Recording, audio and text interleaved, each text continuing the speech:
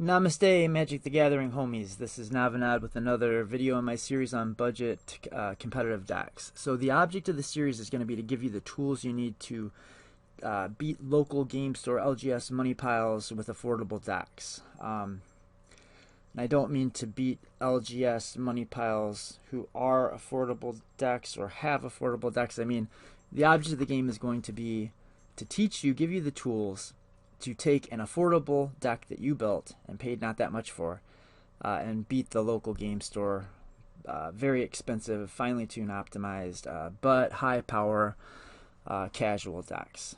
That's the idea. I've laid out in previous videos, specifically the first one, I've laid out ideas on budget building, and I have a lot more to say about that. But this video is going to focus more on the change in mindset that I feel is required if we really want to play the like the David and Goliath, where we're David and they're Goliath, just monetarily. If we're going to play the David and Goliath game and hope to come out on top, I think really the difference between a competitive deck or really you could even say CEDH or CDH deck building or play and just normal quote EDH, I mean, they're actually the same game. In fact, I'd go as far, I hear people talk about whether we need to have two different banned lists or whether the two formats should split and if there need to be two different sets of rules. And my feeling is I don't think you could really do that because then you just have people that played EDH and still tried to break it. But even if you tried to do that, what you'd have to do is you'd have to come up with a set of rules for casual Commander, because CEDH is just the rules of Commander, and I don't know what y'all are doing, honestly. No, but I do kind of feel like that. Like on one level, EDH is EDH, but if we're gonna utilize kind of competitive concepts to get the best bang for our buck when we're building and piloting our decks, we basically need to play the game with the intention of winning. And that starts before we actually sit down at the table. It starts when we're buying the cards that we're going to buy, or even before that when we're building our deck in Moxfield. We're going to set up a strategy that is designed to be effective and efficient and stop our opponents from winning and looking for a window to win the game ourselves. Really, I think to be effective in any format, we just have to understand the format. Like, what is Commander? And I think, like, it's Magic the Gathering, obviously, but it's Magic the Gathering with 3 opponents who have 40 life each. And that's a big difference between one opponent with 20 life. And we also have an enormous and powerful pool of cards. Like, you'll hear people say things like, well, I don't think this is a good card for Standard, but it'll probably be a good Commander card. And that's exactly backwards, really. Like, literally. Like, it's not like that. Like, we have a card pool that is not like Standard. It's more like Legacy, maybe Legacy. I mean, it's obviously not the same exact thing as Legacy, but it's probably closer to Legacy than it is Standard. If we want to squeeze the most power out of every dollar, if we're building on a budget, if we're getting owned by the people that have been playing the game for longer than us and just have all the money and all the cards, if we want to squeeze every ounce of value we can out of our collection and our dollars, we should really keep these things in mind. Again, it's really, that's what it is. It's keeping things in mind. It's changing the way that you think, at least while you're deck building. Well, it's changing your mindset when you deck build and play the game. Now, one way that casual players differ, I would say, in their approach to deck building from competitive players is their relationship with interaction. Interaction shouldn't be a thing that you sort of like reluctantly force into your decks, like someone taking medicine. I think it's actually, I think it's the most interesting part of the game. Now, maybe that's just me, but it's definitely a compelling part of the game. We don't have to, it's not like we shouldn't think of it like we have to play some number of removal, counterspells, board wipes, etc. It's more like we should think we get to play these very powerful cards. We have access to the most powerful stack interaction and removal and protection spells in literally the history of the game, pretty much, right? Aside from any banned cards. So for player free for all Magic, I think it is the most engaging type of play, and I think once you if you start playing in a, well, especially if you're playing with a group of people that are all playing a more competitive vibe, it's like really exciting. And I think that's at least partially because we're trading resources and trying to outplay and outthink our opponents. And the ability to play on our opponent's turns is one of the big things that separates EDH from, like, I don't know, Hearthstone. I've never played Hearthstone, but I think that's right. If our opponents are able to ramp fast, like, remember, they're playing money piles. If our opponents are able to ramp out fast and curve out with, like, big threats, like bomby things, and cheat out like big nasty things, and or our opponents are tutoring for like busted 3-card synergies and 3-card combos or whatever that are going to basically win the game for them, or actually literally win the game. We need interaction that's going to be efficient and easy to hold up. So, like, and the reason we want interaction that's slim, like 1-mana interaction, free interaction, maybe 2-mana interaction, it's really kind of obvious when you think about it. Like, we want to do that so we can develop our own plan and still be able to slow down our opponents. Like, we're gonna be best off using 1-mana answers, 2-mana answers, and answers that are flexible and efficient. And even better if we have options that can, say, stifle win attempts in one situation, but also help force through our own wins. And that's why blue has a pretty big leg up when it comes to interaction with counter spells. Like Swan Song. I mean, that's a bit of money, but cards like that, like Spell Snare, Dispel, and Offer You Can't Refuse. I mean, even like Arcane Denial, OG, like the original counter spell. These are great. They're great even sometimes in like full power builds. A lot of those see play in full power, like CDH builds. But and that's blue. But every color has something like that. Every color has slim, if not free, budget interaction. We have like Swords to Plowshare, Path to Exile. What's the Silence in white? In red we have like a Braid. Wild Magic Surge is I think pretty good. Lightning Bolt. And cards like that. Pyrokinesis is a piece of free interaction. There's free interaction that takes out artifacts in red. I think Tybalt's Trickery is actually kind of increased in price a lot, but that's not a bad little piece. Black has like Fatal Push, Vendetta, what's that? Tragic Slip, Ulcerate. It's got Hand Disruption, which can honestly be really strong. And I mean, like, even in budget decks, I think people kind of sleep on it a little bit. But especially against combo decks, and or when you're trying to find a window for your own combo, it can be really good to like kind of get a Gitaxian Probe effect on one of your opponents. And if they have so you're doing like an interaction check, and then if they have like one piece of interaction, you can cause the one blue player at the table or the one guy with untapped mana to discard the thing that he was going to use to stop your thing, right? Green has the 2 Veils, like the really good one, and then the totally busted one. They have Fight and Bite spells that can be pretty good, and like 1-mana ones. They've got Nature's Claim, along with really versatile gold cards that kind of green is part of. Like Assassin's Trophy and Abrupt Decay are both really cheap right now. So those are going to be like some of the best removal, if not the best removal in budget competitive builds.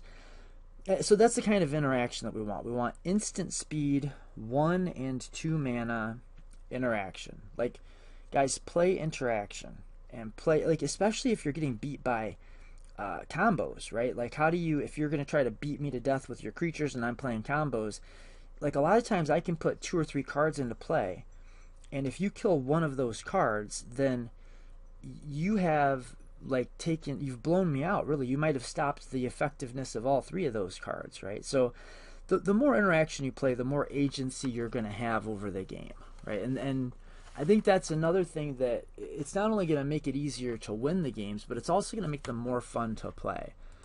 So like another mindset change is that we want to keep up with the seasoned players with their more optimal decks. It's going to be to kind of I don't know, change our relationship with variance. I think if you hear dog noises, that's just my dog trying to eat her face or something back there. Pit bulls, they're a little crazy, maybe you've heard. I think most casual players embrace the casual players tend to embrace the chaos. Like they look at it like a feature, not a bug. And while CEDH players, or if you're playing more competitively, you do, I mean, it still is, it makes the games more interesting, but you ought to start to look at the variance and volatility as a thing to overcome more than a thing to embrace. Like, I think casuals, a lot of them will worry about games maybe would be boring or repetitive if they build with a lot of redundancy and they play a bunch of tutors and cantrips, etc. And trust me, like in 100 cards singleton with 3 opponents all playing different decks, no 2 games are ever going to be the same. And this is especially true when everyone is doing more battle on the stack and decks are fast and dynamic with like layers of synergy and intricate kind of nuanced win lines with pivots. And I mean, it's not going to be like, even if you play against the same decks every time, even with the same pilots and you're using the same deck, the games are going to play out differently. Even in CDH, where there's a lot of wins that happen with Thassa's Oracle, Demonic Consultation, it's not like people are just, oh, I drew my Consultation, now I'm going to tutor for my Thoracle. I mean, that can happen, but it's usually like an intricate line that gets them to that spot. Like, they're going to do a bunch of things to like draw their deck, and then they're going to go off. Or they're going to cast an ad nauseum, draw 20 cards, and then once they have their 20 cards. So, like, technically, a lot of decks are going to be winning the game with kind of, quote, cheesy, efficient 2-card combos, but that's not what the deck is really doing. Like, that's just what it's eventually doing, just as the kind of death punch, right?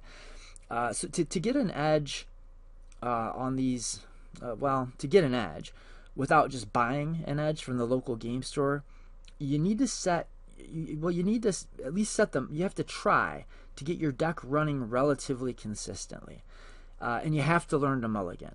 Like, if you take nothing else away from this video, take that away. The difference between a great hand and an okay hand in this format is enormous. Like, the EDH rules reward you for mulliganing. Like, the new mulligan rule is it's not as broken as the last one, but it's busted. You need to get a little lucky, right? Think of it like this. The rules themselves reward you for mulling. You need to get a little lucky to win a 4-player game anyway.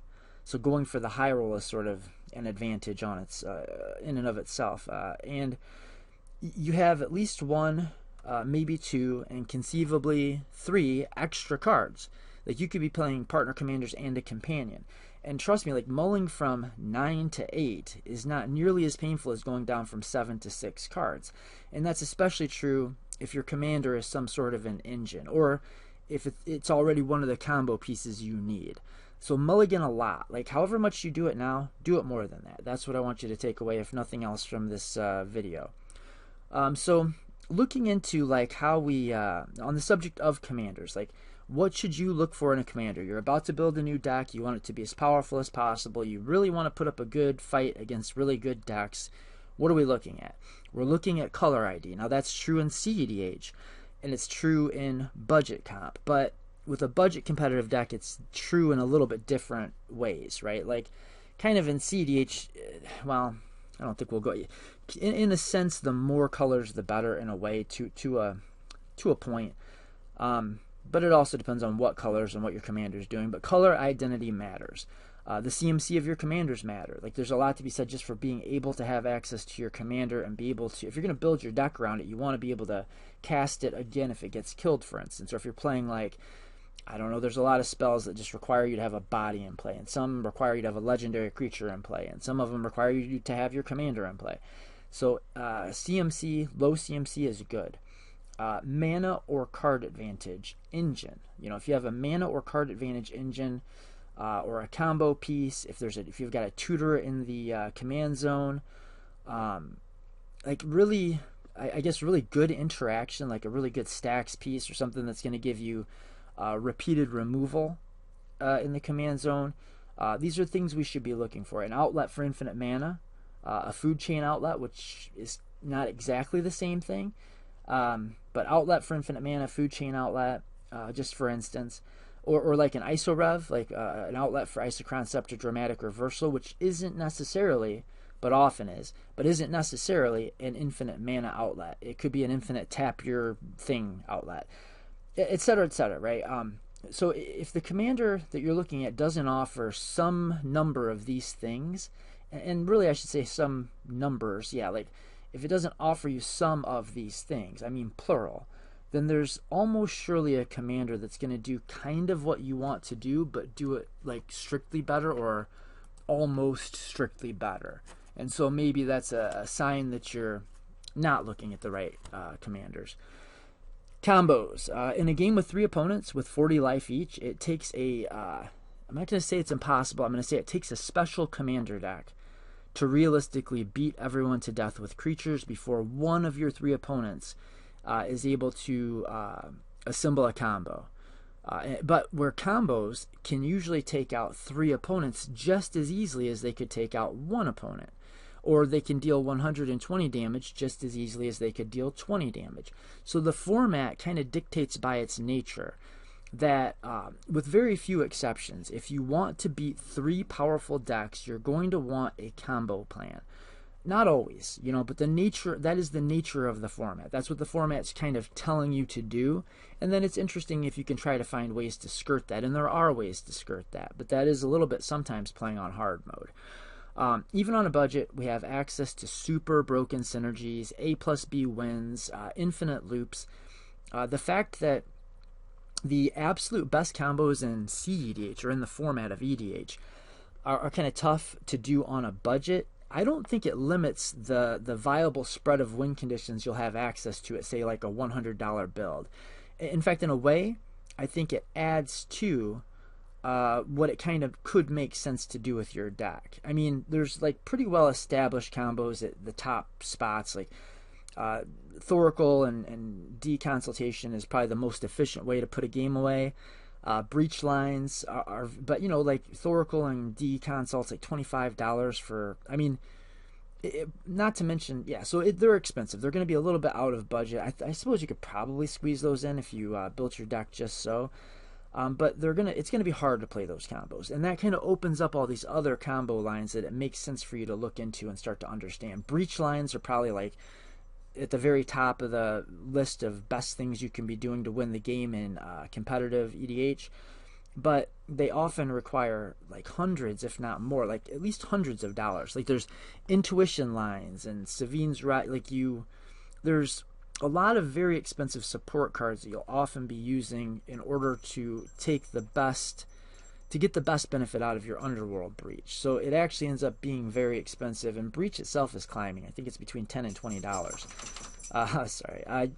So like Underworld Breach, looping wheels, but wheels are expensive, or like killing off your dockside, recasting it, grinding station nonsense. Those things are like top tier, maybe like somewhere in there, like Dockside Loops and Underworld Breach and Thoracle combo is like very close race between top 1, 2, and 3rd tier, like it's 1st, 2nd, 3rd tier win cons in the format, and it's pretty obviously, I think, so.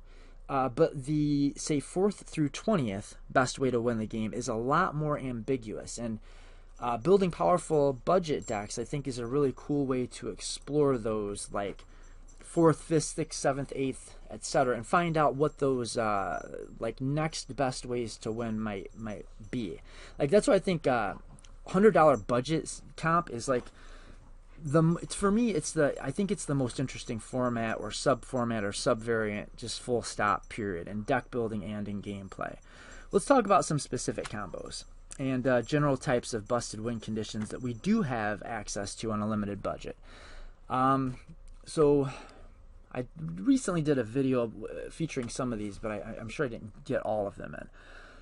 So there's the fake Thoracle. We can use Laboratory Maniac, Jace, the Lab Jace, like Jace Wielder of Mysteries, and we can just use some way to exile our library, or like Paradigm Shift, I believe, is the card that swaps your graveyard for your library. You can make sure your yard's empty. There's obviously ways to do that, and then you can win with your fake Jace, or your fake Thoracle. You can use Leveler. You can just draw your entire deck with some combo. There's Breakfast combo. Now, when I put this together, this little slideshow here, I put Mesmeric Orb and Basalt Monolith on this list, and you may have them laying around and may still want to play them.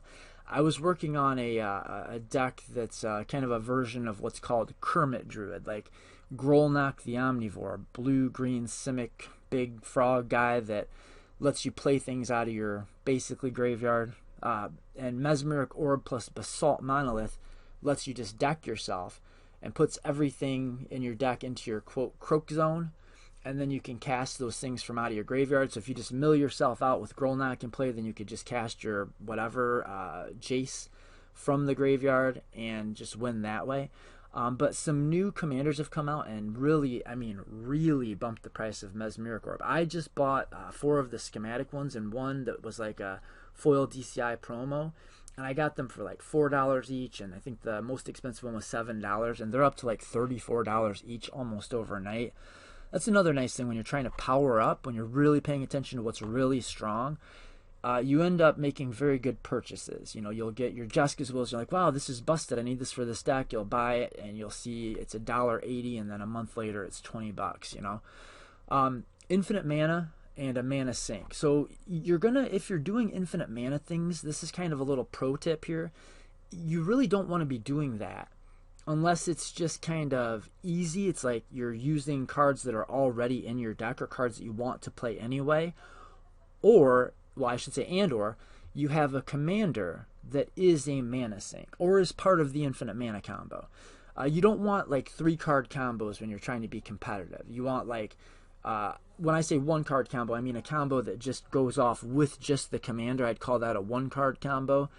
You want 1-card combos and you want 2-card combos. So you don't want 3-card combos. So if your commander is not a way to win the game with infinite mana, and you're putting infinite mana combos in your deck, then you're going to need a way to actually utilize that mana, which introduces a third part to the puzzle, which makes it like way harder to get to, way harder to resolve everything, etc. But having your infinite outlet in the command zone means that like just putting Dramatic Reversal, Isochron Scepter together can win you the game. Kinnan with Basalt Monolith, Rings of Brighthearth plus Basalt Monolith, these make infinite mana. Savala plus like anything. No, there's Savala plus Staff of Domination, Umbra Mantle, there's others. Staff is probably the best one with Savala, but it is kind of, well, it's hard to tutor. That is a problem for it. I showed some of these combos in the last video, but Ashaya with the quote Power Rangers. There's Quirion Ranger, or the other ranger is I think Scrib Ranger, or any of the creatures. This, I don't think I mentioned this, but any creature, and there's like a few of them that just have the text tap this creature to untap 2 lands, will go infinite with Ashaya, because Ashaya turns your creatures into lands. So the creature that you're tapping to untap 2 lands is itself a land. So you can untap it and 1 land, and then you can tap them both again, rinse and repeat for infinite mana. Dualcaster Twin Flame is a real easy A plus B, and the nice thing about it is if you have some number of creatures with enter the battlefield effects, like Eternal Witness, Dockside, maybe not in budget, but with good ETBs, Twin Flame and what's the other one, Heat Shimmer, are often just useful. Like if you're playing that new freaking big dinosaur, oh, it's so cool. Atali, the new Atali, Gruul Atali. When it comes into play, when it enters the battlefield, you just mill cards off the top of your opponent's libraries until you hit a non-creature from each of them, yourself included, and then you can cast those for free. Well, if you get that guy out and then you use Twin Flame on top of it, you get to do it again, and then, you know, any way to get that ETB effect again is going to be really good. And Dualcaster Mage itself is not that bad a card. It's 3 mana interaction that comes with a body. You can play it at flash speed, you can play it at instant speed, and it copies any instant or sorcery, pretty sure.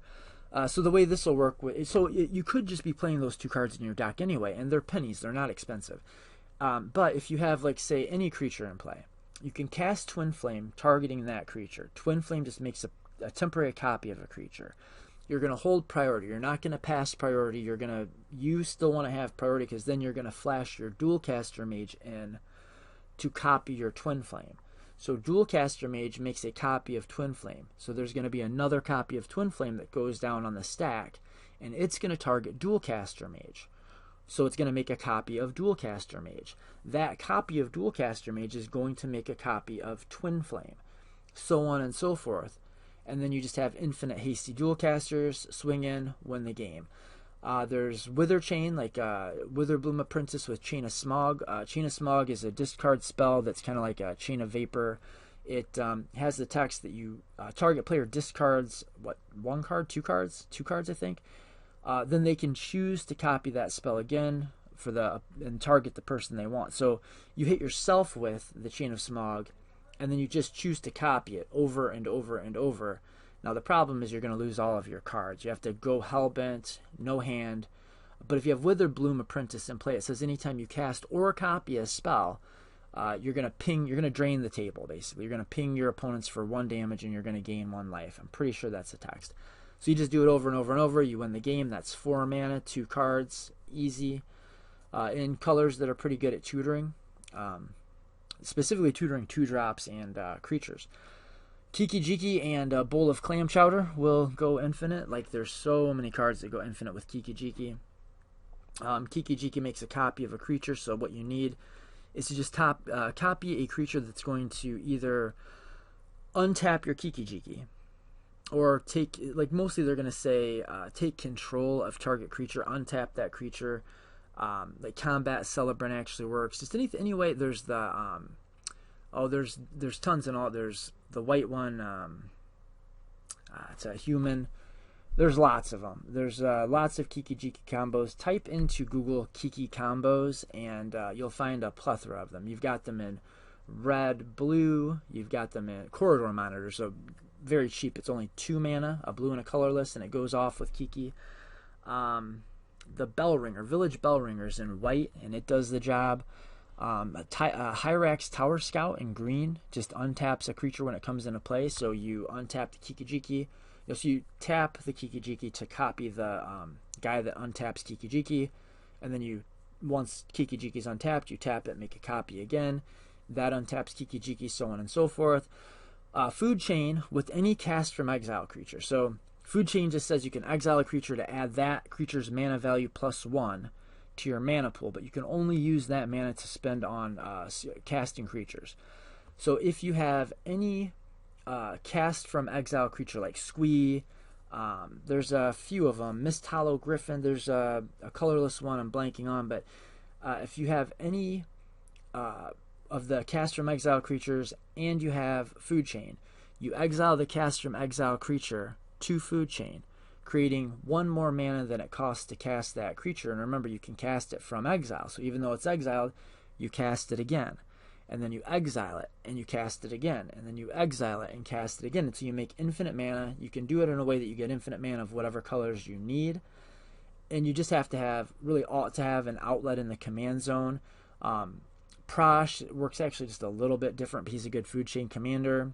He alleviates the need for Squee, but then you have to have some way to actually win the game, where a lot of the quote Food Chain commanders are the way to win the game. Atraxa, the new Atraxa, not the old Atraxa. The old Atraxa that people think is like super powerful, I've never played. That's like maybe before my time, or just, I don't know, tangential to my time. I've never played against an Atraxa deck that I thought was particularly good. I read the card, I don't really get it, but maybe somebody could prove me wrong. I'm sure you could. But the new Atraxa Grand Unifier. When it comes into play, you look at the top 10 cards of your deck, you take one of each card type and put it in your hand.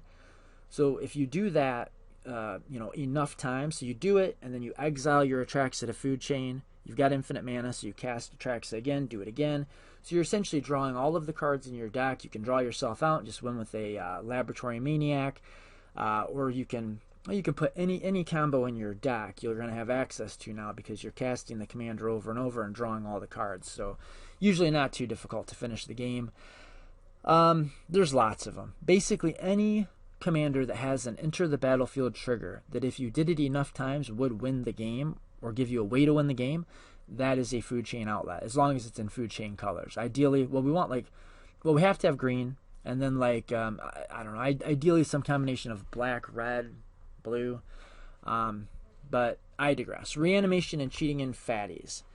So I think that's, like, really a fun archetype, and I don't see it that much in true CEDH. But I think it's, on a budget, it's very doable.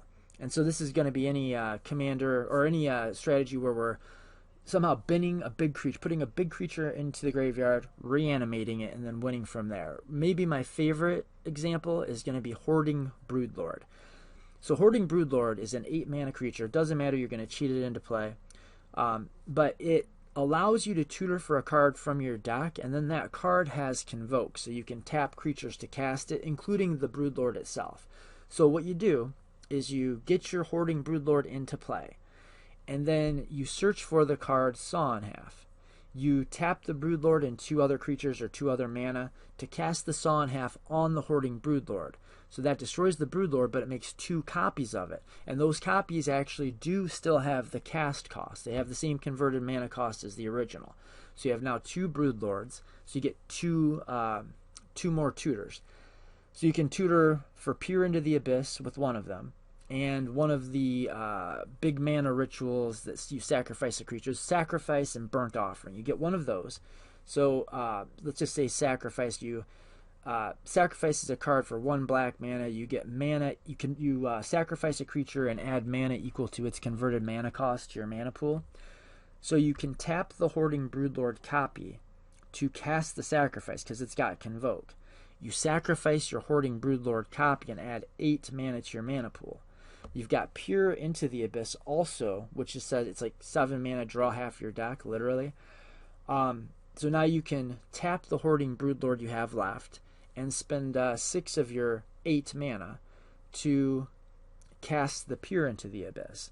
So now you're going to draw half your deck with 2 mana floating. That's assuming you don't have some other mana sources, but you're likely to, with half your deck, you're likely to find like Simian Spirit Guide, Rite of Flame, like rituals, right? Which often is enough to let you win the game. Mike and Trike, one of my favorites that I don't see and I think would be very good in budget, like this is a thing you should think about, is a cost reduction method in Ancestral Statue. So there's 2 that come to mind, is Rakdos, Lord of Riots, and Animar. So either way, like Rakdos, you have to deal damage to your opponent, then your creatures cost that much mana less until the end of turn. So if you deal 6 damage by just swinging with Rakdos, all of your creature cards cost 6 generic mana less until the end of turn.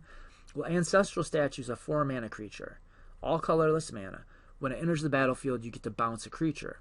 So you can bounce itself. It doesn't say another creature. So you can cast Ancestral Statue, bounce it to your hand, but it's free until the end of turn. You can do this as many times as you want. And then if you just have any, I don't know, like Impact Tremors or any effect that, any enter the battlefield trigger, you can get that infinitely. There's one called Witty Roastmaster that I use in my little Rakdos Lord of Riots build.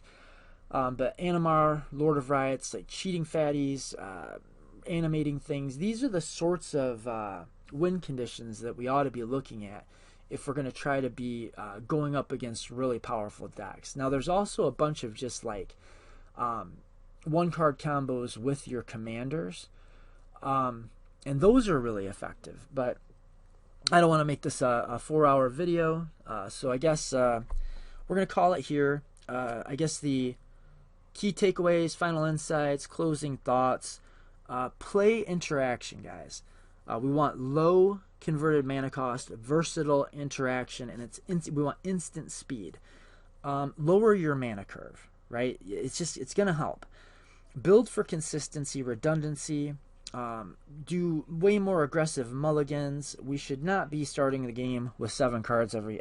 If you're starting every game with 7 cards, you're not trying hard enough. You know, if you want to win and get better, that first mulligan is free. The second one is practically free. The third one's not a big deal. Like, it's a broken system. Get more card draw and tutors into your decks.